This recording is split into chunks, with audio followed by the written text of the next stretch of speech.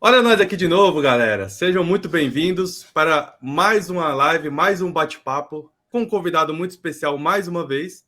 E nessa collab aqui que vocês já estão ficando bem acostumados, ou mal acostumados, podemos dizer assim, que é essa parceria entre eu, o Tal Thiago, do canal Tal Thiago, e Marcelo Lucena, lá do canal Fominha, esse meu amigo aqui do lado, que obviamente já peço para que se apresente, já dê as boas-vindas para vocês e para o nosso convidado, para esse bate-papo daquela mesma maneira de sempre, gente. Leve, tranquila e trocando experiências futebolísticas, que é o que a gente mais gosta por aqui.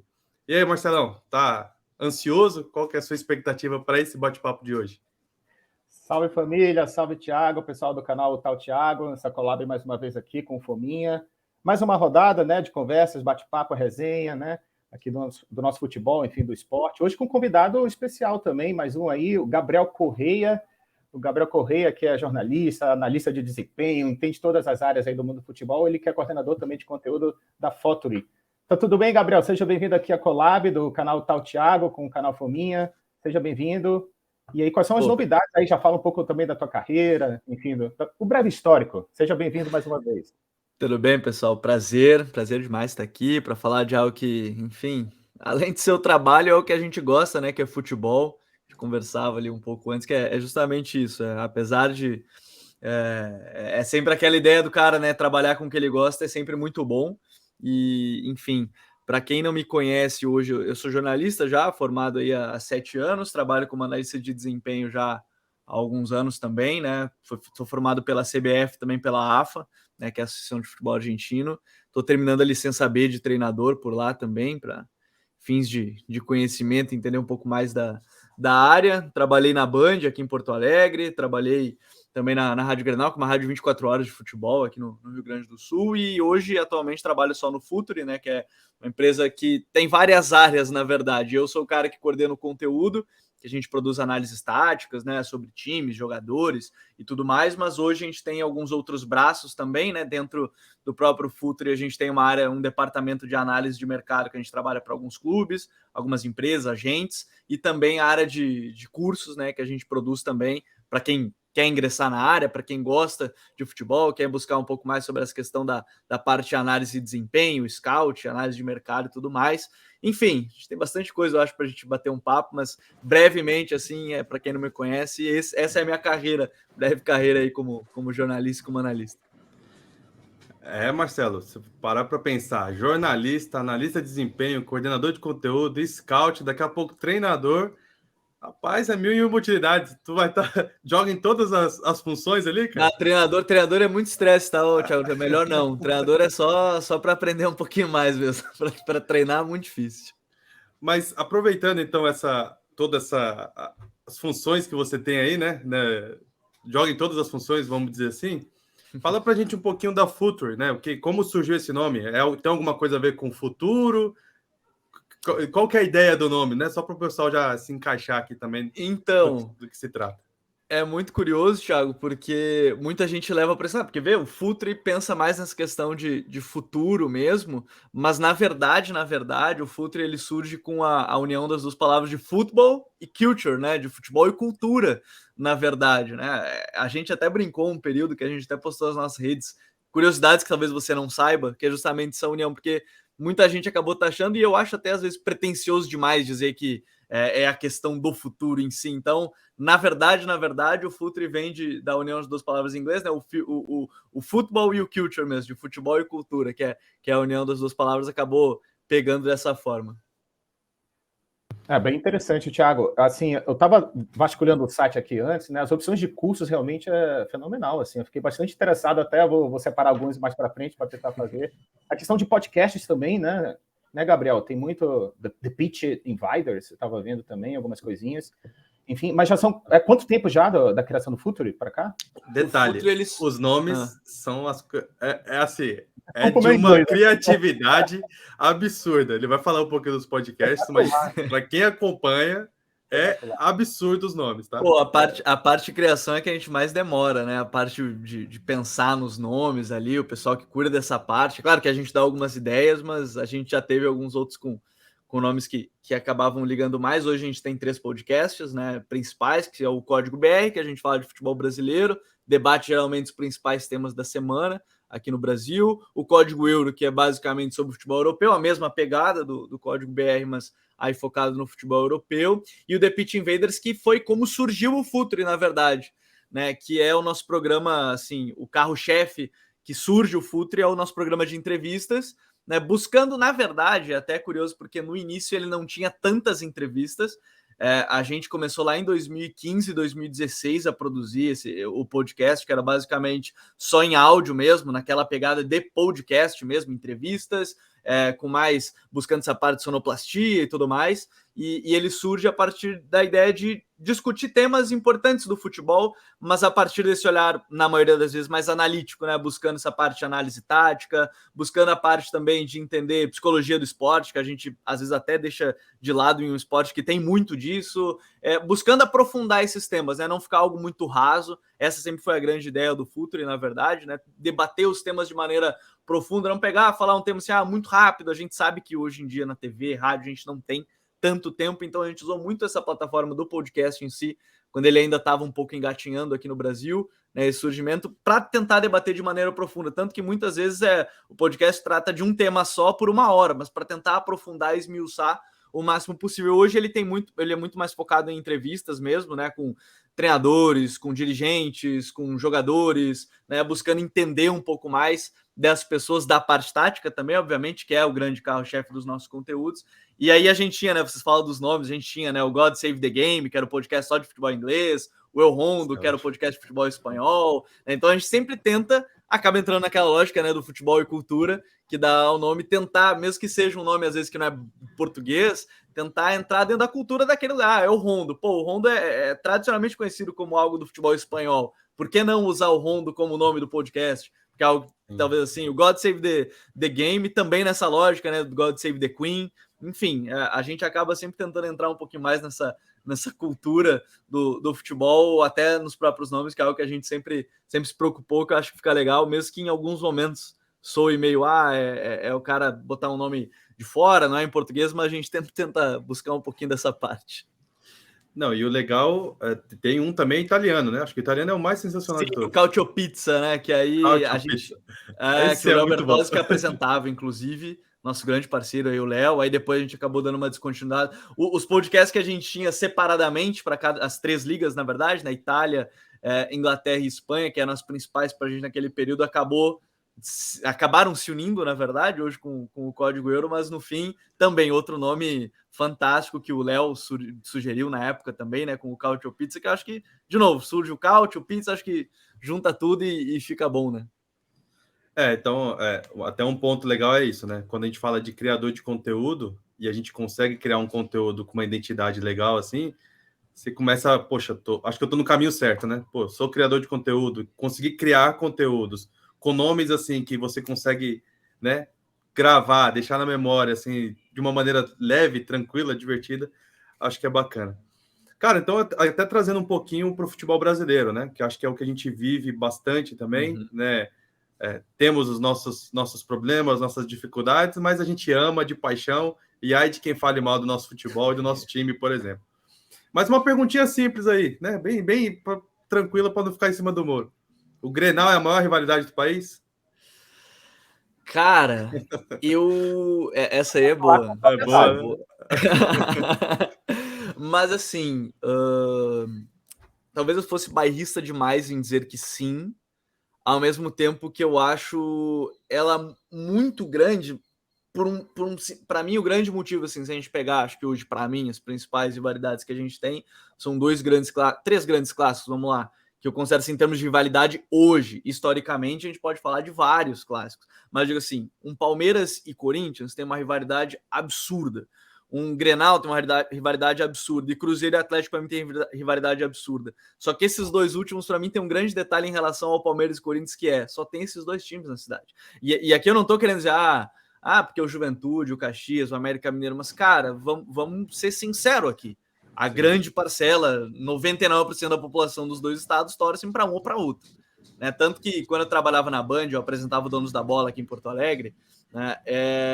Se eu entrasse num Uber ou entrasse no ônibus e me reconhecessem para eu chegar lá no programa, a primeira pergunta sempre vai ser: torce pro Inter ou pro Grêmio? Torce pro Inter? Cara, é um bagulho meio absurdo, assim, grande nesse sentido. Então, talvez seja nesse fator de, tem só 2 times, é uma rivalidade que é histórica, mas eu não sei se consigo dizer que é a principal, porque eu acho que Palmeiras e Corinthians é um negócio muito pesado também, em termos de rivalidade, de história, mesmo que um time esteja mal, o outro bem. Então, eu diria que é top 2. E aí eu coloco essas duas para mim hoje como as principais assim, rivalidades no país. O detalhe é que ele não citou o Rio de Janeiro, né? Os clássicos no Rio de Janeiro. Então, ali por isso que eu falei do hoje, assim, porque se a gente pegar, obviamente, você vai falar de Flamengo e Vasco, Flamengo e Fluminense, mas hoje eu não sinto esse peso tão grande, assim, da rivalidade Flamengo com os outros. Mas sim, eu acho que historicamente sim, tem esse fator de terem 4 times, apesar de a torcida do Flamengo ser maior, né, nesse sentido todo, mas hoje, especificamente, se mais pegando os últimos anos, eu só consigo de rivalidade mesmo, assim, ferrenha para todo jogo. Eu vejo mais Grenal, Atlético Mineiro e Cruzeiro e Palmeiras e Corinthians. Já que ele entrou, Thiago, nesse terreiro do Rio Grande do Sul, né? Eu queria que ele comentasse um pouco, porque assim, o gaúcho tem muita fama também assim, de ter bons técnicos, né, ao longo da história. Né? A escola gaúcha, né, de treinadores, tem o Mano Menezes, o próprio Renato, o Felipão, o Tite. Como é que tu vê a evolução da escola gaúcha? Assim, o próprio Dunga lá atrás também, né, teve uma passagem na seleção. Como é que tu faz análise dos técnicos gaúchos ao longo da história, com passagem pela seleção? É uma escola realmente de destaque no cenário nacional? Isso sim, com certeza. Eu acho que é uma escola de destaque. Se a gente olhar, obviamente, a questão dos treinadores na seleção brasileira, a gente pega os últimos, praticamente todos eles, né? Com exceção agora do próximo, que a gente não sabe quem é, os últimos: Tite, Filipão, Mano, Dunga, todos eles, cada um com as suas características. E é até legal da gente tocar nesse ponto, porque quando a gente fala da escola gaúcha, muita gente pega naquela parte, não, treinador retranqueiro, treinador que joga fechado e tudo mais. Só que quando a gente olha a escola gaúcha em si, eu tenho um colega aqui de Porto Alegre, trabalha na Rádio Gaúcha, Felipe Duarte, que ele escreveu um livro sobre justamente a escola gaúcha de futebol, porque, na verdade, ele faz até uma árvore genealógica, né, dos treinadores aqui do futebol gaúcho.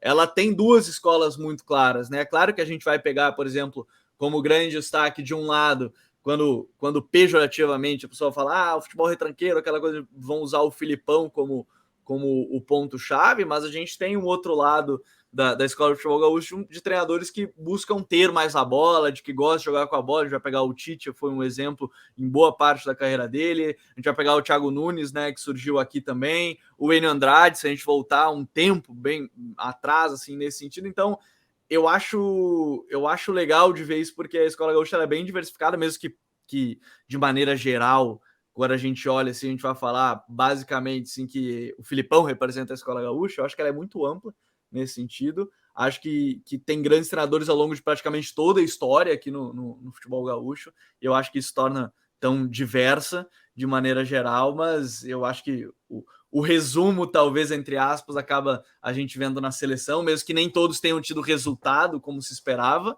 né? A gente pode pegar aí o Filipão, foi quem ganhou, de fato, mais recente. Os outros, o Tite bateu na trave, né? Enfim, ganhou a Copa América, mas só aquela em 2019, bateu na trave em Copa do Mundo 2 vezes. O Dunga não teve grandes trabalhos na seleção, apesar de bater quartos de final também em Copa do Mundo. Enfim, eu acho que é uma escola hoje muito diversa, na verdade. A gente vê aí, mesmo que não tenha tanto sucesso hoje, por exemplo, o Roger Machado é um treinador de uma outra escola, de treinador que gosta de ter a bola, né, de que quer ter esse jogo que vai propor mais jogo, mas do outro lado a gente tem outros treinadores. Então, hoje eu diria que é sim uma escola de destaque dentro do futebol, mas ela é muito ampla. Não consigo nem definir, dizer assim, não, a escola gaúcha é isso, porque eu acho que ela tem uma abertura muito grande assim, ao longo de toda a trajetória assim, do futebol gaúcho. Maravilha. E assim, acho que uma das coisas que eu trago de experiência, né, até compartilhando com vocês um pouco mais, tenho tentado vivenciar alguns clássicos neste ano, né? Então, por exemplo, estarei no Vasco e Flamengo no domingo, né? Estou com o objetivo de estar no Paysandu e Remo, né? Bom. E uma das coisas que eu acho que traz... Curiosidade, tá? Eu sou paraense, tá? Eu moro aqui, mas eu sou paraense, então muito reparo que eu já fui, tá? É pertinho. Eu tô em Manaus. Bom, tá aí, pô. É. E aí, acho que uma das coisas que eu trago assim da Escola Gaúcha, né, assim, que eu vivenciei ali, né, tive a oportunidade de visitar os dois estádios, né, do Inter e do Grêmio. Até aquela questão, poxa, eu juro por Deus, eu postei as duas fotos no mesmo dia. E aí o comentário era, mas por que eles primeiro? Por que não a gente? Falei, cara, eu fui no mesmo, juro por Deus, eu fui no mesmo dia nos dois, no mesmo final de semana, né? O jogo, um foi no sábado, foi no domingo. Mas quando eu postei, eu tive esse cuidado, né? Porque eu sabia que ter vamos dizer, eu acho que um pouquinho de vaidade, né? Vamos dizer assim, dos torcedores. E acho que pegando um ponto que a gente fala da Escola Gaúcha, também a gente tem dois técnicos que teve altos com a seleção brasileira e baixos, né? O Filipão, por exemplo, trouxe o nosso Penta, mas acho que trouxe também uma das coisas mais tristes aí que a gente tem na nossa história. Tudo bem, não apaga o Penta, como também serviu de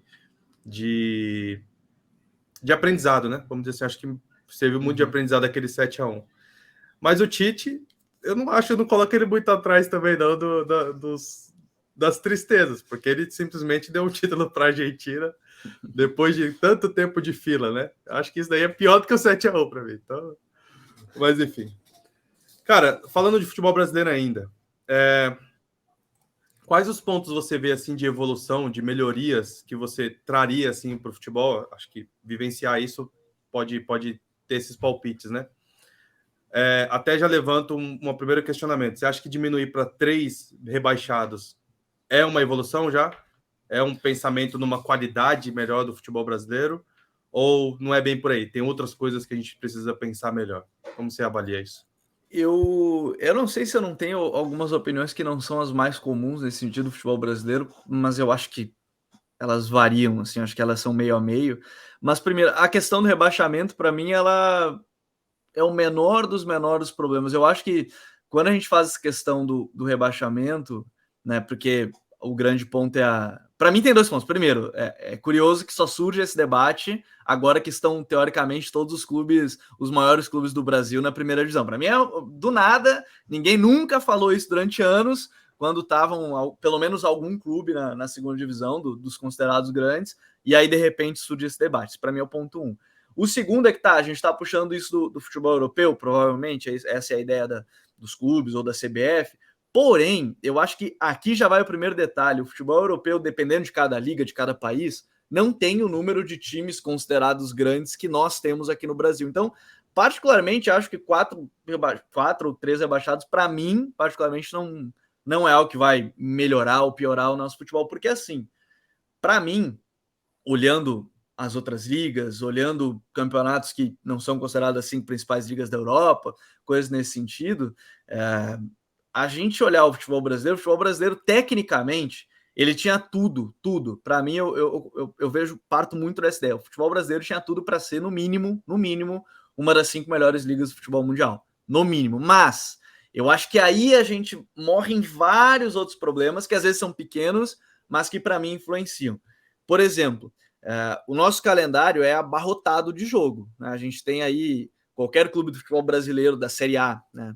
Fala aqui sempre que eu estiver falando aqui de número de jogos, eu estou falando da Série A, obviamente, que aí jogam outras Copas Continentais, jogam outros campeonatos, mas parte da premissa que joga pelo menos 70, 75 jogos. Cara, isso um clube europeu faz em 2 temporadas, né? E em países que, sei lá, a Espanha tem o tamanho aqui do Rio Grande do Sul, menor, na verdade, é Santa Catarina, eu acho. Não é nem Rio Grande do Sul, é Santa Catarina.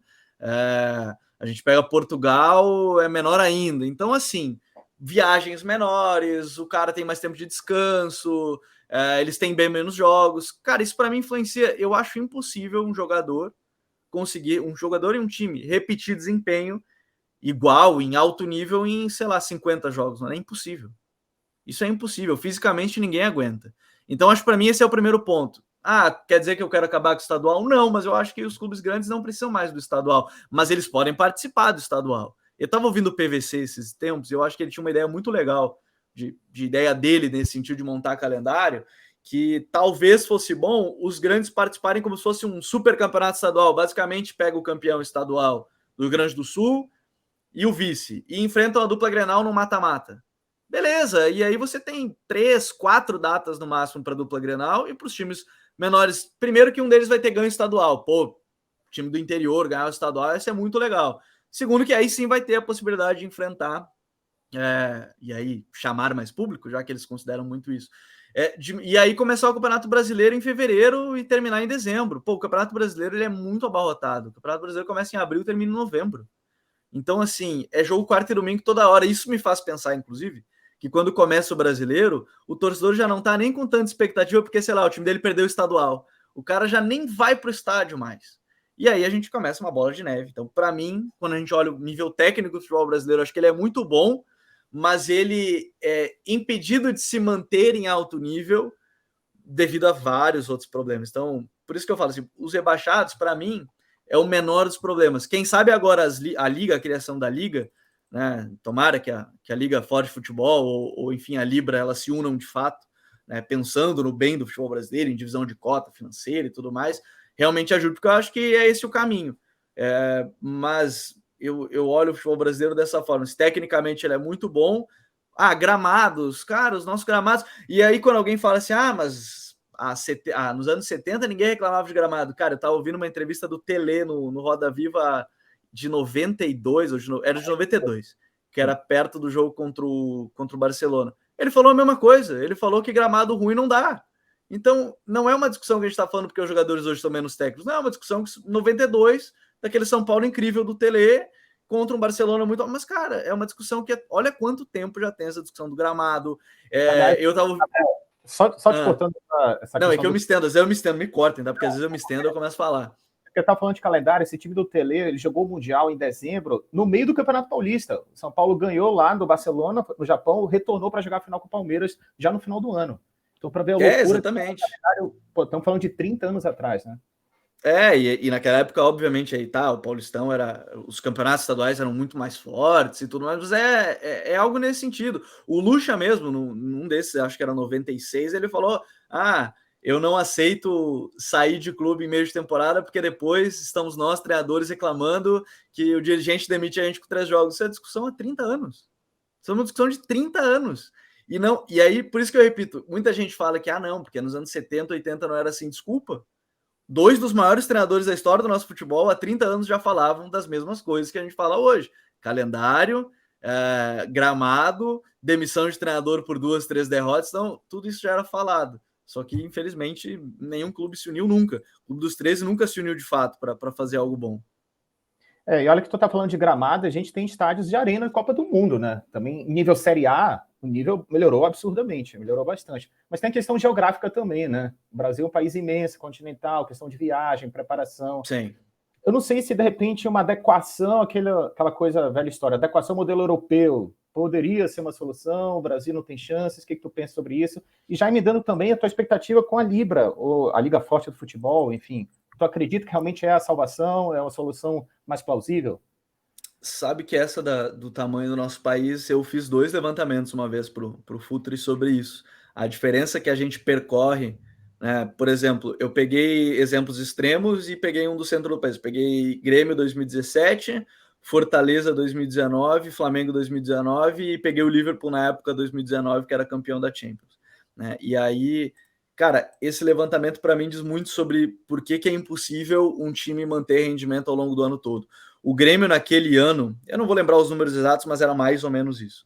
O Grêmio naquele ano viajou em termos de... E aí, de novo, eu tô falando de deslocamento se não tô contando ponte aérea, o cara ficar 2 horas no aeroporto de conexão, não tô contando nada disso, tô contando basicamente se eu fizesse o cálculo simples de quanto demora do ponto A ao ponto B. E aí o Grêmio naquele ano 2017, que chegou na final, chegou no Mundial, viajou 120 mil quilômetros. O Fortaleza, que nem precisou, não jogou Libertadores naquele ano, não jogou nenhuma competição continental, jogou a Série A e a Copa do Nordeste, viajou 130. E não jogou Libertadores, não jogou nenhuma competição que tinha que viajar para outro país da América do Sul. O Flamengo viajou 60, 70 mil, centro do país, um deslocamento um pouco mais tranquilo, eu não estou dizendo que isso é favorecimento, mas é só a base do cálculo. E o Liverpool viajou 20 mil quilômetros. O Liverpool foi campeão da Champions. O Liverpool foi campeão da Champions. chegou obviamente tinha as 38 rodadas do Campeonato Inglês, chegou acho que nas quartas da Copa da Liga, então teoricamente chegou em um número considerável de jogos e fez 20 jogos a menos. Fez 20 jogos a menos, viajou aí menos de um terço do que os outros. Então assim, é muito difícil. E eles ainda reclamam, né? E eles agora estão vendo quando tem quarta e domingo. Eles mesmos estão reclamando agora. Pô, a gente tem jogo quarta e domingo, teve a Copa agora. Eles estão vendo como é que é. E é por isso que eu digo, nosso futebol é muito bom. Mas é insustentável fazer isso em 80 jogos num país tão grande. Para pensar, eles com 2 Copas, campeonato Liverpool nesse ano aí, por mais que ele não priorize as Copas, né? Mas campeonato inglês, Copa da Liga, FA Cup, Champions League, logo depois do Mundial, né? Porque acabou jogando, foi campeão, né? Então, assim, mesmo assim, não dá um terço do que os brasileiros percorreram. Tanto e ainda reclamam da quantidade de jogos e olha que eles têm a rodagem de elenco, percurso, né? Priorizam. E assim, é mais fácil você. E aí é por isso que eu digo: aqui é muito óbvio que o time tem que ter 30, 35 jogadores. Não tem como ter 24, 25 nem lá. Cara, você tem que fazer 80 jogos, tem que fazer 50. E aí eu lembro que eu fiz depois um mais antigo, que era Real Madrid e Grêmio para a chegada do Mundial. O Real Madrid só tinha quase a mesma quilometragem do Grêmio 2017, porque jogou 3 vezes o Mundial. Porque tinha 3 viagens para o Japão, Emirados Árabes. Então, era só por isso. Se eu excluísse as viagens do Mundial, cara, era menos de um terço do que o Grêmio viajou para chegar naquele ano. E porque teve a pré-temporada nos Estados Unidos na época também. Então, assim, era só por isso. Porque aí sim tem uma viagem longa. Porque senão, é algo muito, muito nesse sentido. E aí eu até estava discutindo com alguns amigos que trabalham também com futebol. Falei, tá, o que a gente vai fazer então para mudar? Eu até brinquei que tem que fazer a ideia da NBA, que é você viaja e joga 3, 4 jogos de... foi pro Nordeste, cara, enfrenta o Fortaleza, enfrenta o Bahia, enfrenta o Ceará, na época o Ceará estava no primeiro, enfrenta os 3. Só que aí a gente chegou no ponto comum, e se teu time perde 3 jogos fora de casa, o que você faz? Geralmente o dirigente vai lá e demite, né? Ninguém vai aceitar isso. Eu também entendo que, 3 jogos fora de casa, aquela coisa. Mesmo que em algum momento vá jogar 3 jogos em casa, eu até entendo. Mas é por isso que é muito difícil quando a gente começa a pensar nessa ideia, nessa lógica. É por isso que eu digo, nosso calendário, nosso número de jogos, tudo isso acaba influenciando no futebol.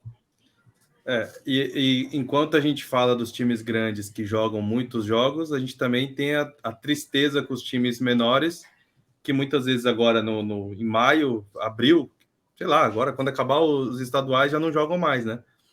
Talvez, acho que isso eu acho um ponto legal se a gente comparar com a Premier League, com a Liga, com a Inglaterra em si, porque chega um determinado momento que eles fazem regional, né? Sim. Então, os times da região sul, os times da região, enfim, do estado, por estado, enfim, a gente pode fazer por região. Eu acho isso um ponto legal. Porque... Na teoria é parecido com o que seria o nosso estadual, né? Que é a parte regional de cada parte ali da Inglaterra. É tipo isso. Exatamente. E dava para fazer mais ou menos como você mesmo comentou aí do PVC, né? Se a gente cria um modelo para que esse estadual dele seja durante o ano, né? Quebrando durante o ano por estado, e aí, ou por região em si. Depois você vai para um mata-mata, com aí tudo bem, entra nos times grandes, você ajuda todos os times, né? O crescimento deles, né? Porque assim, facilmente você vai na Série C, o cara. Isso já tô falando da Série C, tá? Nem a D nem se fala. Sim. O cara não é só jogador de futebol, ele joga e ainda muitas vezes faz outra coisa à noite, ou trabalha de. A profissão dele não é o jogador, né? Não é ser jogador. Então, acho que é isso é triste, mas espero que em breve a gente consiga. Até a gente pode abrir a própria Copa da Liga, né? Que quando a gente fala que a Copa do Brasil é o torneio mais democrático, eu tenho minhas sérias ressalvas, né? Porque os times da Série A já começam lá em fases adiantadas, não é democrático, né? Ele não começa lá embaixo, já começa lá em cima. Claro que é para diminuir data, né? Eles estão fazendo isso para diminuir data, mas democrático para mim é a Copa da Liga, que jogam todos os times da Liga Inglesa. Ali é democrático. Aí os times maiores podem entrar depois, podem, mas, cara, jogam todos os times. Joga a Série D, joga os times, joga todo mundo. Aí tu faz uma Copa do Brasil gigante, óbvio, que aí tem várias questões que a gente pode discutir, né? Mas eu acho que é mais por essa lógica. A gente precisava ter uma Série E, uma Série F, provavelmente, não sei quantas séries dariam, porque a gente tem clube pra caramba. E, desculpa, não é por falta de dinheiro da CBF. Isso não é por falta de dinheiro. Então para mim é falta basicamente de organização e pensar num todo. Eu entendo que os clubes pequenos hoje eles precisam dos grandes. Eu acho que os clubes pequenos hoje eles chegaram no momento que eles dependem muito dos grandes nos estaduais. Como eu falei, do público. Esses dias eu estava ouvindo entrevista do presidente do Caxias e ele falou que preferia pegar no mata-mata do estadual o Grêmio porque trazia mais público para o estádio. Olha a dependência que é. Ele não está pensando que ele precisa pegar. Claro que não é aquela coisa, tem que pegar o mais fraco para chegar na final, mas às vezes né? Às vezes, quanto pior o adversário, você ganhar o título melhor para você, né? Você quer ganhar o título no final das contas, mas olha o pensamento tem que ser, não, tem que pegar o time que traz mais público. Tem que pensar no... Cara, tem que ser no melhor caminho para o seu time ser campeão, entendeu? Então, tipo, eu acho que é muito nessa lógica. É a gente entender que... Eu não quero acabar com os estaduais porque é algo muito cultural nosso. Mas eu acho que a gente tem que entender que os estaduais hoje, eles talvez sejam não um problema, mas que eles influenciam alguma coisa. A gente não pode esquecer deles, mas a gente tem que tentar olhar para o todo ao mesmo tempo. Pode pensar no financeiro, mas andar alinhado com o técnico e o time mesmo, exatamente. Né? A gana, né? Por título, vamos dizer assim. Bom, antes de ir para o próximo tema que eu tenho aqui, obviamente queria pedir para o pessoal que está assistindo para deixar o like aí, né? Se inscrever no canal, tanto no Tal Thiago como no Fominha. E seguir a gente nas redes sociais. Se você seguir o Gabriel Correia, a Future também, lá que tem bastante conteúdo, sempre depois do futebol ali tem algumas postagens. Obviamente, convido vocês também a ver os cursos, se vocês se interessarem pelo esse bate-papo. É bem legal, né? Então, estão convidados. E deixa o like, gente, por favor. É de graça, só um likezinho aí. Custa nada, né? Ajuda, custa nada. Você ia falar alguma coisa, Marcelo? Mandei. Não, é só lembrando que você estava falando do calendário, me veio aqui na cabeça que, mais ou menos ali nos anos 90, os clubes brasileiros tinham aqueles torneios que eles disputavam com os europeus, né? No meio da temporada europeia, que era o Ramon de Carranza, Teresa Herrera, né? Ainda tinha essa brecha. Eu queria fazer essa pergunta para o Gabriel, se ele é a favor dessa internacionalização, em prol, assim, encontrar um espaço no calendário para tentar fazer esse intercâmbio com os europeus aí, de clubes. Eu sei que parece hoje inviável, mas se fazia muito lá atrás, né? Eu estava outro dia assistindo o Flamengo e Real Madrid de 97, tipo, o Flamengo titular perdeu ok, mas estava jogando com o Real Madrid. O Grêmio já foi tantas vezes, o Vasco também, o São Paulo, naqueles anos também. Hoje, seria viável, assim, fazer esses amistosos, esses torneios, né, preparatórios? No caso, seria no verão europeu, né? Eu acho difícil por isso, porque é no nosso, mais ou menos ali, chegando na metade do Brasileirão. Né? Hoje, assim, que a gente pegar a Juan Gamper, né? Esses principais torneios aí geralmente é em junho, julho, o que dificulta, mas eu sou a favor, de fato. Acho que o nosso calendário hoje, de fato, não comporta, né? Mas seria muito bom. Eu acho que é sempre bom. A gente está medindo forças, a gente está treinando com eles, jogando contra eles, porque eu vou voltar a repetir, para mim o nível técnico do futebol brasileiro é muito bom, mas ele é impedido de conseguir atingir o seu alto nível porque nenhum jogador consegue fazer 60 jogos no ano, porque o time tem 79, o jogador fica suspenso, uma lesão aqui, outra ali, aí vamos lá, joga 55 a 60 jogos, cara, é muito jogo. Tanto é que é muito fácil, todo jogador que chega aqui no Brasil, em um ano e meio ele já tem 100 jogos pelo clube, já ganha a camisa dos 100 jogos pela... Cara, é muito jogo. Quantos jogadores vocês veem fazendo 100 jogos, sei lá, pelo Barcelona, pelo Real Madrid, pelo Bayern, pelos outros times também, pelo Tottenham? Não é assim fazer 100 jogos lá no mesmo time. Aqui, se o cara ficar 3 anos seguidos, ele tem quase 300 jogos já no time. Ele já tá na lista dos jogadores que mais atuaram nos últimos 10 anos. É uma loucura. Isso para mim é impensável. É muito jogo. Então, assim, eu acho que nenhum jogador consegue manter o nível em tanto jogo assim. Então, por isso que eu digo, eu acho que seria muito bom se nosso calendário pudesse ter essa brecha em algum momento, se o Campeonato Brasileiro fosse mais espaçado mesmo. Eu não quero aqui que não tenha jogo quarta e domingo. Eu só acho que não pode ter, a partir de abril, se eu não me engano, é mais ou menos por aí. De abril até dezembro, para ter sobra entre quarta e domingo, só se o time for eliminado, e ninguém quer ser eliminado, né? Ninguém está dizendo que não tem que ter quarta e domingo, que essas coisas, mas é que não tem como ser o ano inteiro quarta e domingo. Você pode ter períodos ali que vai ter, sei lá, um mês inteiro, né, de quarta e domingo, mas depois você não vai ter só quarta e domingo.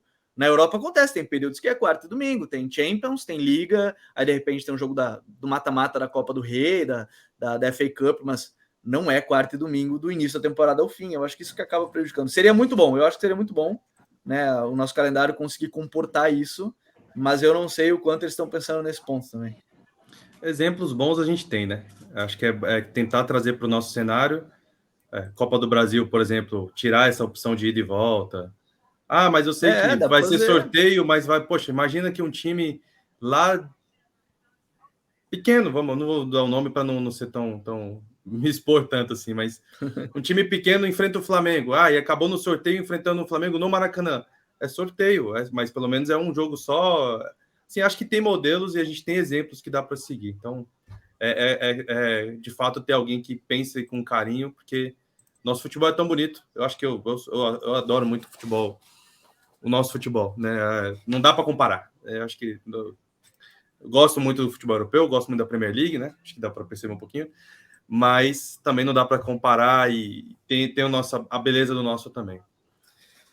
Cara, mudando de assunto agora, queria te perguntar uma coisa. Explica para a gente um pouquinho, quando você fala hoje tem muito isso, né, de scout, né? O que é um scout? É uma pessoa que trabalha com isso. E o que você diria para alguém que quer seguir essa carreira, né? Trabalhar com futebol nesse ramo, análise de desempenho, análise esportiva, análise, né, tática, enfim, né, geral, né? O que você diria para essa pessoa? Vamos lá. Hoje são duas áreas que em algum momento elas estavam muito juntos, mas hoje os clubes eles têm aumentado seus departamentos, então a gente tem a divisão de 3 áreas dentro de um clube, né? O analista de desempenho, que, entre aspas, nada mais é o cara que trabalha basicamente muito próximo da comissão técnica, né, com o treinador e com o auxiliar, analisando o adversário, analisando o próprio time, analisando individualmente os próprios jogadores. É o cara que trabalha para...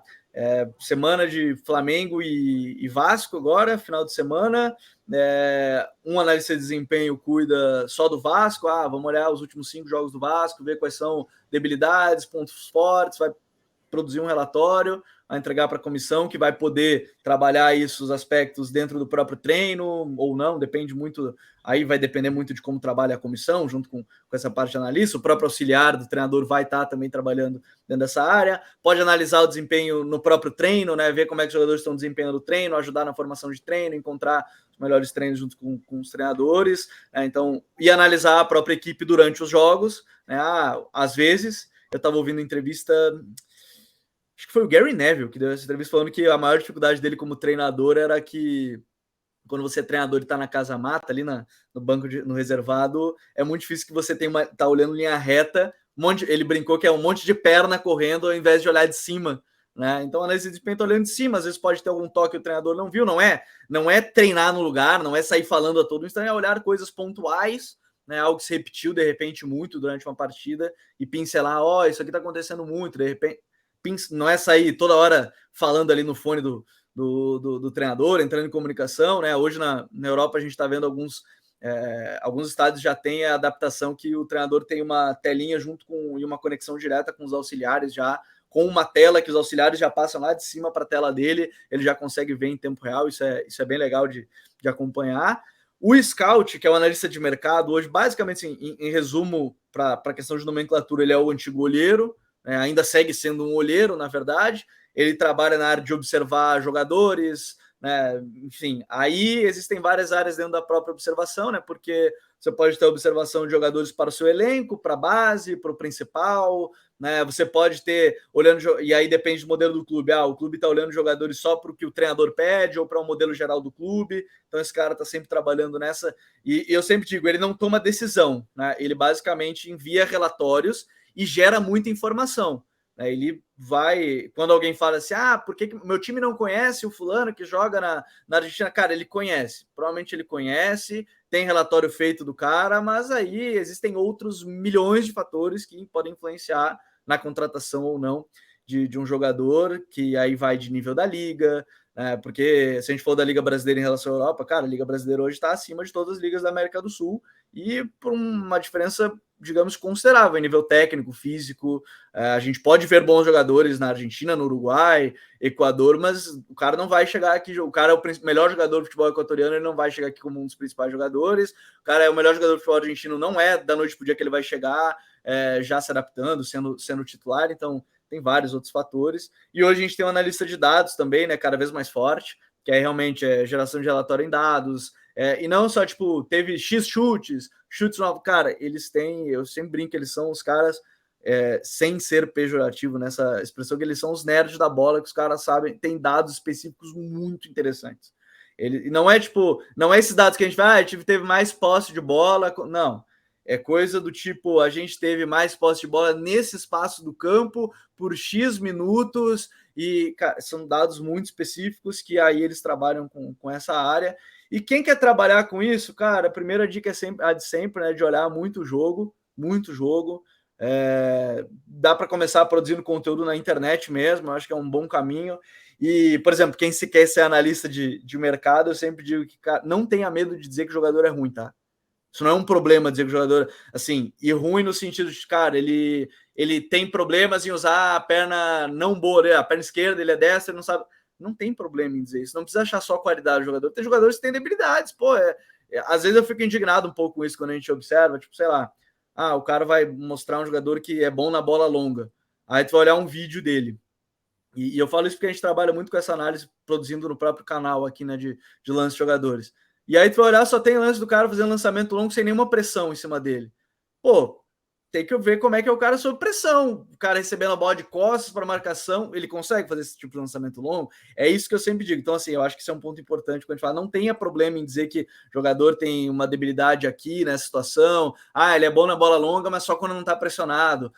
Ele desarma muito bem e quando tem que correr para trás tem algum problema, não tem tanta velocidade. Não tem problema em fazer isso. Então, produzir conteúdo, mostrar, os clubes estão sempre olhando. Os clubes estão olhando essas pessoas que produzem conteúdo, estão postando vagas, geralmente, os clubes estão crescendo mais ainda nesse departamento, então acho que a primeira dica é olhar muito o jogo, não tenha medo de produzir conteúdo, eu acho que começa por aí já, Thiago. Perfeito. Maravilha. Aí, aliás, pessoal, para quem quiser, só... Eu ia até citar, Thiago, essa questão dos cursos também, porque o Gabriel tem formação no Brasil e na Argentina, né? Tu fez a análise de desempenho, né, do mercado, enfim, dos dois países, né? Eu queria que tu pudesse diferenciar como é que foi esses cursos, qual a diferença, se realmente da CBF vale a pena, qual é o melhor da Argentina. Tu pretende estudar, de repente, a nível europeu, buscar algum mercado lá na Europa, né, nessa área? Tem algum país que se destaca nessa área?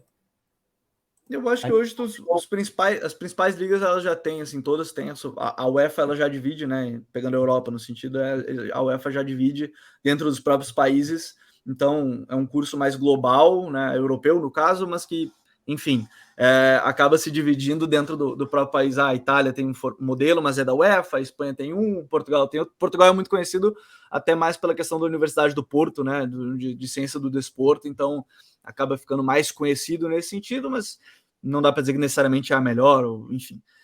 E quanto a essa comparação Brasil e Argentina, para mim o ponto é muito simples. A CBF Academy, né, que é a parte de cursos da CBF, ela tem 6 anos.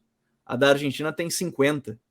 Então, assim, é muito difícil dizer, sei lá, quando eu comecei a fazer os vídeos no Futre há 5 anos, era depois de 5 anos, tenho certeza que está muito melhor.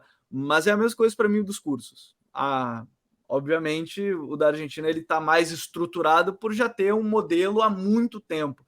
Pô, se a gente pegar os principais treinadores da história do futebol argentino, depois ali do Menotti e do ali Menotti, Bielsa, Bilardo, esses caras, o Bielsa já tem já fez cursos de treinador argentino. Aqui os nossos treinadores naquela época, porque não tinha.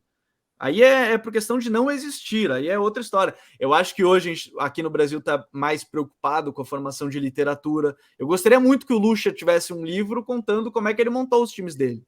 Cara, seria muito legal do que só ouvir o Lucha falando sobre os times dele. Claro que ele tem aquele jeitão dele, de que ele que trouxe aquilo, isso, mas, cara, seria muito bom ter sobre isso, porque... Ele teve um instituto lá atrás, né? Tentou ter tipo uma faculdade, o Vanderlei Luxemburgo. Exatamente. Então, assim, cara, seria muito bom, sei lá, o Tele se a gente tivesse um livro do Tele, não só olhar os livros do Tele e ouvir pessoas falarem de como é que era o Tele.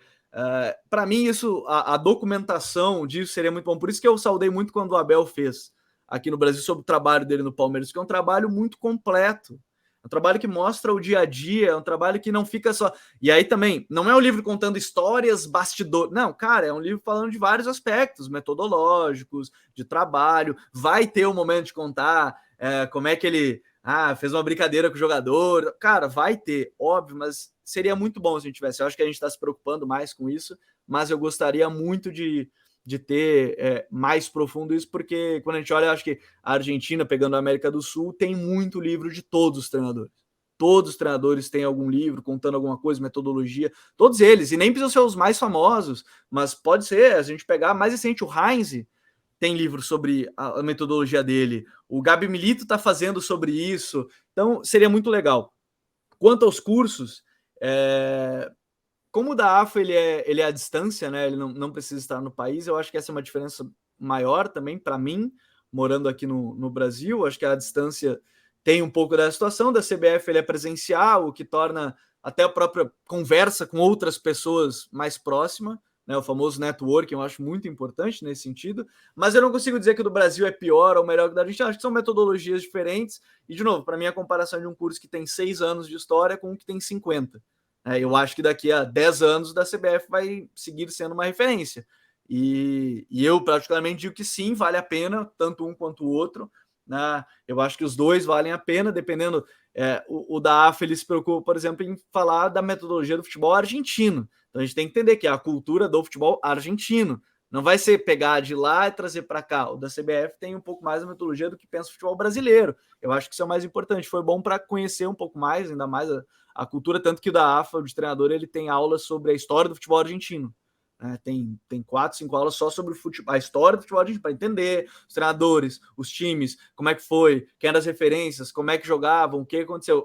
Legal para a gente entender o contexto histórico, por isso que eu digo, eu gostaria muito que tivesse o futebol brasileiro uma preocupação maior com a literatura, acho que já aumentou, mas seria muito bom, cara, do Tele, do próprio Filipão, do Lucha, desses caras todos, cara, de todos, de quem quiser, do Rubens Minelli, de todo mundo, seria muito bom ter pra gente, do Muricy, do próprio Tite agora, pegando mais recente, seria fantástico para, enfim, eu acho que a gente não se perder em algum momento de ter só em áudio, que é muito bom, né, em entrevistas antigas, no Roda Viva, aí que tem a do Tele, tem o Filipão, tem vários, tem o Mano, mas ter também em livro, escrito realmente tudo como é que foram os trabalhos para conhecer um pouquinho mais. Aliás, eu acho que o Tele já fazia análise de desempenho sem saber há 30 anos atrás, né? Só não usava o nome, sendo bem sério, não é algo novo. Quando alguém trata como novo também, por isso que eu falei do futuro, não pode se tratar como o futuro. Não, olheiro já existia, análise de desempenho já existia, de outra forma. Cara, por exemplo, o Independiente da Argentina, em 1960, eles iam jogar contra o United. E eles mandaram, ali meio que surge o analista de adversário, eles mandaram o cara num avião para a Inglaterra, para Manchester, para ver 2 jogos. Ele gravou naquelas coisas de cinema grandona lá e tal, e ele trouxe, só que, cara, ele fez isso um mês antes, é todo um trabalho. Hoje a gente tem aplicativo que, se eu abrir aqui, eu pego todos os jogos do United, todos os dados, aí tem formato de vídeo que eu consigo fazer o modo bola em jogo, que é basicamente o tempo de bola rolando. Chegou na lateral, se o time fez cera 30 segundos, já corta no vídeo, já vai pro cara cobrando lateral, várias coisas, a mesma coisa para o observador, para a analista de mercado. É claro que estar em loco é muito melhor, mas hoje em dia, com a gama de informação que a gente tem, é muito importante também ter o vídeo. Então, não é algo novo, é algo que só está tendo mais tecnologia e está tendo mais possibilidade, mais acesso, mais tudo, na verdade, mas é isso, não é algo que surgiu agora, é algo que já existe há muito tempo. Aproximou, né? Só aproximou mais, né? Alguém vai me dizer que o Tele não sabia que eles iam enfrentar o Barcelona, ele não sabia quem era o Barcelona? Ele sabia quem era o Barcelona, ele sabia quem eram os principais jogadores, só que de um jeito diferente, mas sabia, ele sabia o que ele ia fazer, ele sabia como ele ia enfrentar, essas coisas assim, enfim, já existia. Maravilha. Bom, chegando nos finalmente aqui, e aí eu te falei que nem tudo são flores, né? Agora tem um trabalho difícil pro seu lado. Bom. Mas é uma brincadeira legal, Queria que você, primeiro de tudo, passasse qual que é a formação que você mais gosta de ver num time. Que eu mais gosto de ver num time? Só o sistema tático? Qual que é a sua... Deixa eu já emendar, então. Modelo de jogo. Pensa na sua formação, tá. E aí também já monte para mim o seu 11 inicial que você tem da história, o seu melhor time. Da história. Que você ouviu jogar, que você viu no videogame, que você analisou...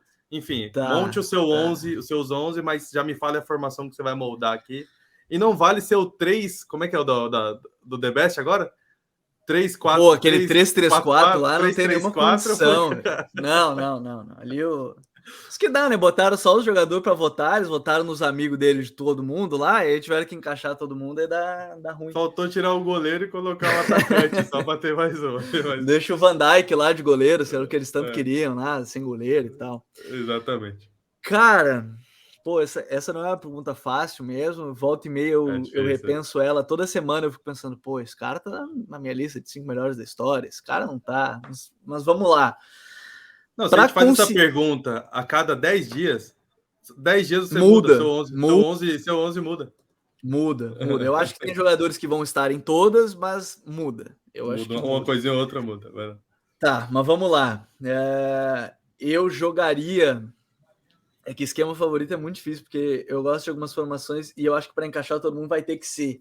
Que uma das formações táticas que eu mais gosto é o 4-1-3-2, com 3 meias e 2 atacantes. Apesar de gostar muito de jogadores de lado, pontas, eu gosto muito dessa que tem um jogador no meio. Então eu já começo nesse formato assim, eu acho que é por aí. Mas vamos lá.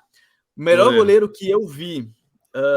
Vou anotando aqui para depois você monta uma artezinha, mas vamos lá. Tá, não, beleza. O melhor goleiro que eu vi, eu fico muito entre o Buffon e o Neuer. Acho que o Neuer em algum momento foi mais completo que o Buffon, mas o Buffon para mim ainda é o melhor goleiro que eu vi. Pena que ele não ganhou a Champions, acho que seria uma coroação aí também, mas o que ele fez em Copa, o que ele fez pela Juve mesmo de maneira geral, eu vou com o Buffon, apesar de gostar muito, muito do Neuer. Acho que é um cara de altíssimo nível e que, enfim, dispensa qualquer tipo de comentário.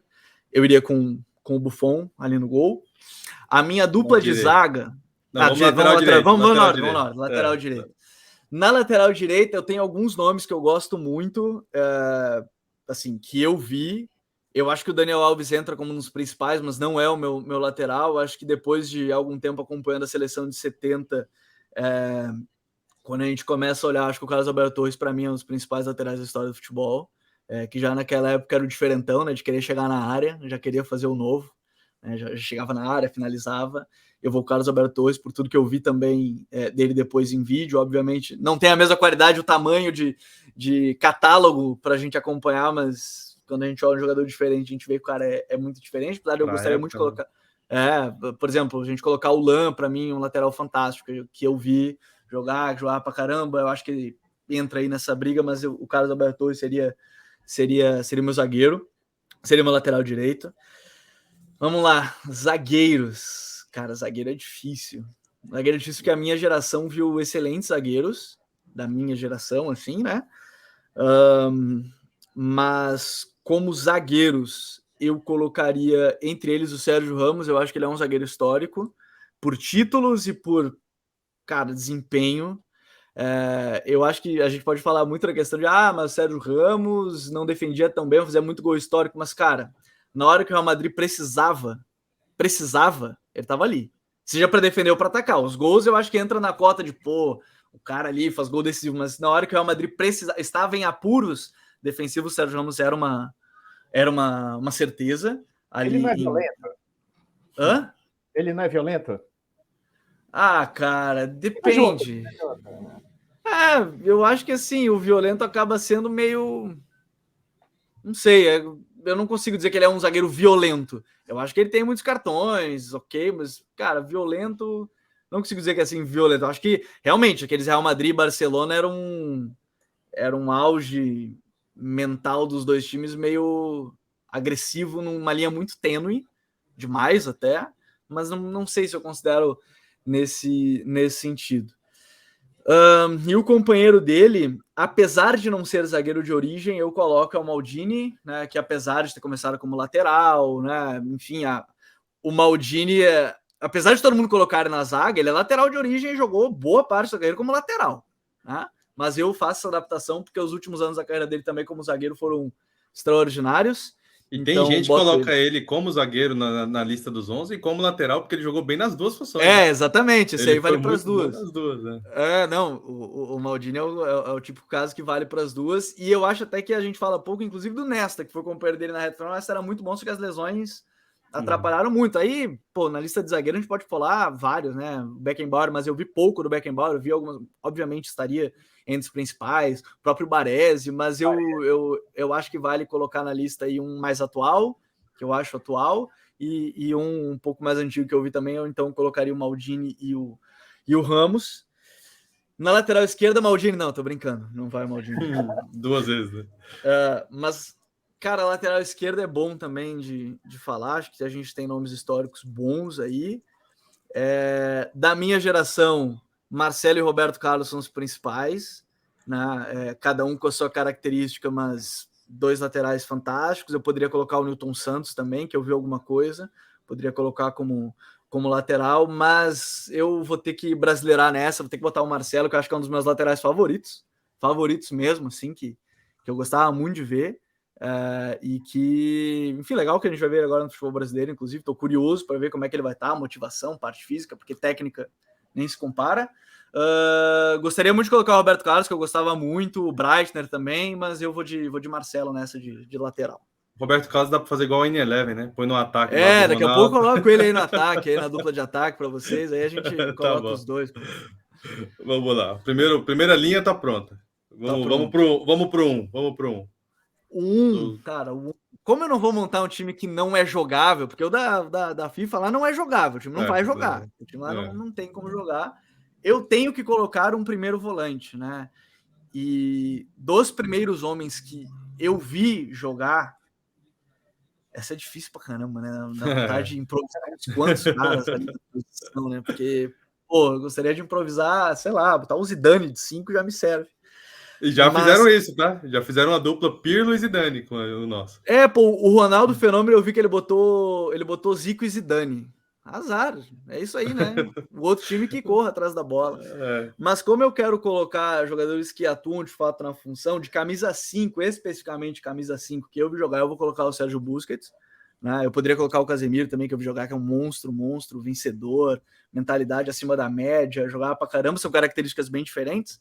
Mas como eu gosto que meu time tenha um volante que saiba sair jogando muito bem, eu vou colocar o Busquets como esse 5, esse volante que saiba sair jogando, então vou colocar ele ali para tentar segurar o Rojão junto com essa defesa. Essa defesa está boa para segurar o Rojão, então ele vai ajudar só um pouquinho ali eles. Então eu vou com o Busquets de 5 nesse time. Meias. Cara, meias vamos lá. Eu vou colocar aí como meias. Eu vou colocar o Iniesta, porque para mim é um dos principais meias que eu vi jogar, né? Entra nesse top. Vou colocar junto com ele, para ajudar um pouquinho na criação, vou colocar o Messi meia, o Messi quando foi meia, aquele Messi mais enganche, aquele Messi mais argentino que a gente viu até na própria Copa. Eu acho que para mim esse é o atrás do volante Messi ali, né? Esse é o top Messi, assim, que é o cara que vai ajudar em todas as fases, nem preciso dizer, né? Vai ajudar junto com o Iniesta nesse sentido, então entra na questão histórica. Para acompanhar eles, vou colocar Maradona, né? Então você tem aí um quarteto que vai ter bastante a bola. Cara, aqui eu tô deixando de fora tanta gente que dá até dó pra caramba. Eu queria colocar o Zidane também, poderia colocar o Xavi aí, que é um meio histórico. Podia colocar, cara, o Didi jogava muito na seleção dos anos 50, era bom pra caramba. Eu lembro quando eu fui olhar alguns jogos dessa Copa, porque eu tenho como grande objetivo, assim como o Rafa Oliveira uma vez falou até pra gente, nos podcasts que a gente gravou, é ver todos os jogos de todas as Copas, mas vai demorar muito, então gostaria muito, só que o Didi foi um cara que eu vi com a Copa. Como a gente tem o futebol hoje para ver, seria muito legal, mas, cara, tá difícil de acompanhar tudo ao mesmo tempo. Jogo, hein? Muito jogo. Jogo. Os que tem disponível, né? Assim, os que tem disponível, mas difícil de fazer isso hoje em dia. E depois vai ser mais difícil, né? Com a Copa de 42 seleções, é muito 36 de 42? 48 seleções. 48, vai ter muito time. Então, mas aí eu vou te deixar um pessoal bom de fora, mas vou colocar Messi, Maradona e Iniesta. O Cruyff, por exemplo, que estaria na minha lista. Cara, e o ataque é brazuca, né? Como você deve ter percebido, não falei o Pelé, obviamente. E outro jogador que é um dos meus favoritos de todos os tempos, que é o Ronaldo. Pelé e Ronaldo, para mim, nesse ataque, sendo municiado pelo Messi, pelo Maradona e pelo Iniesta, eu acho que tá bom. Acho que serve. Acho que conseguem criar alguma coisinha. Os dois laterais chegando bastante também. E aí formam aí... Alguma coisinha? Olha alguma time. Coisinha, não, alguma coisinha, né? Acho que, cara, de leve, assim, eles devem criar alguma coisa.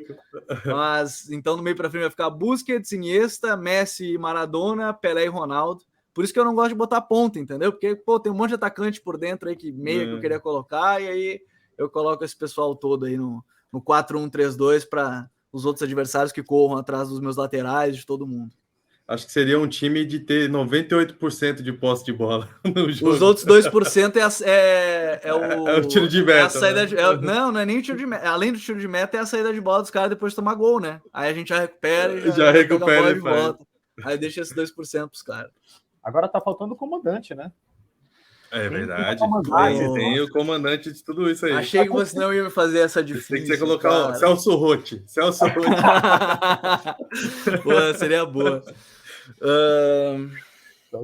Cara, eu tenho muito treinador como referência, assim, caras que eu gosto, e tanto é, até a minha capa das redes sociais há pouco tempo era Mourinho e Guardiola, né? Ah, Gabriel, você gosta de caras opostos? Cara, para mim, 2 referências máximas do futebol atual. Então, quem teve o privilégio de acompanhar Guardiola de perto aí, ó. Thiago Lopes, o torcedor símbolo do Manchester City. Esse bom. Com os olhos ali, ó. Cara, eu sou suspeito, velho. Não quero. Pois então, eu sou muito suspeito para escolher esse Guardiola também, porque ele é um dos caras, assim, além de montar o time que eu mais gostei de ver ao vivo, obviamente, ver, assim, em tempo real, não gravado depois, né, porque aí a gente vai botar a seleção de 70, a Holanda do Rinos Michels, o Barça Pepe, além de ser o time que eu mais gostei de ver na minha geração ao vivo, assim, tem todos os meus jogadores favoritos praticamente nesse sentido, a seleção inteira praticamente daquele time são jogadores que eu considero históricos, e apesar de não estarem aqui na seleção que eu falei, eu acho que entram muito. Ele é uma referência pela visão de futebol que ele tem, eu acho que é um cara que entra muito nisso, apesar, eu não posso botar uns auxiliar bom aí com ele, ou eles que briguem para ser treinador, porque assim, eu colocaria, que eu vi, né, aí eu colocaria o Guardiola, mas eu não consigo deixar de fora o Tele, que para mim é uma bela referência também como treinador, como time que, cara, aquele São Paulo dele era fantástico, a própria seleção de 82 é fantástica, eu colocaria muitos, acho que eles se dariam muito bem juntos, talvez discutissem bastante, mas seria bom de ver juntos, mas eu vou colocar um atual da minha geração mesmo, que vai ser o Pepe, né, apesar de ter tantos outros que eu considero referências, alguns mais, outros menos. É até muito curioso que hoje em dia, para mim, uma das coisas que eu mais, apesar de não ir contra basicamente o que o Pepe pensa, um dos caras que eu mais me apoio muito é vendo o documentário do Bilardo, que é um cara que ele brinca que ele tinha medo de perder, então ele às vezes fechava o time até demais, ele brinca falando sobre isso, que o maior temor dele era perder um jogo, e ele era muito ansioso com isso. Obviamente todo treinador tem esse temor, mas às vezes ele era até mais radical para segurar esse resultado. São referências para mim dentro do futebol, mas eu vou colocar o Pepe para esse time. O Tele, infelizmente, não vai poder, a não ser que ele queira trabalhar junto aí, eles que dêem um jeito de ser treinador 1, treinador 2, dependendo do jogo, mas eu vou colocar o Pepe nessa. Acabou de aumentar mais 1% a posse de bola. Agora fica 99-1, pô. Exatamente. Bom, para o pessoal da audiência, convido vocês a fazer esse exercício também, para vocês verem que não é fácil, porque vocês assistindo, fala, não, é simples fazer isso. Quando você vai pensar, fala, meu Deus. E eu fiz se me chamarem semana que vem, eu mudo até a formação, até o sistema, mudo todo mundo. E detalhe, um outro convite que eu faço saiu há um tempo atrás a lista dos 50 maiores jogadores da história, feita pela 442. E eu fiz um exercício de fazer meu top 20. Cara, eu fiquei maluco. Porque você fala, a 442 colocou o Ronaldinho Gaúcho, por exemplo, na posição 24. O Romário na 50. É um negócio assim, né? Iniesta 48. E assim, você começa a ficar, meu Deus, que loucura. E você tem dor de cabeça de imaginar como seria o problema é que eles meteram, acho que o George Best no top 10, né? Os caras são, às vezes, eles dão uma exagerada, mas é bom, é muito difícil de fazer esse exercício. Mas muito difícil. Porque você pode Pelé, beleza. Pelé, pra mim, eu coloco como. Pra eles é o terceiro, mas tudo bem, vamos lá. Pra eles era o quarto. É o quarto, exatamente, é o quarto. Então, assim. Mas fazer esse exercício é algo bem legal. E acho que dá para ganhar do Paysandu 40 graus, não dá não, Marcelo? Levando aí para tranquilamente. Para sua região. O detalhe que eles estão na seleção de 82, né, do Tele, e não teve nenhum jogador, né, de 82. Eu também disse E que eu deixei vários de fora, hein, cara. a melhor Isso. seleção de todos os tempos e tal. Até na lateral direita, Isso. acho que o Leandro, né? Jogava muito também, o Júnior na esquerda, o próprio O Zico. Júnior na esquerda, cara, Sócrates, Cara, Falcão. O Falcão é tudo que, por exemplo, Falcão. tudo que os caras querem do volante, que eles chamam de moderno, era o Falcão, cara.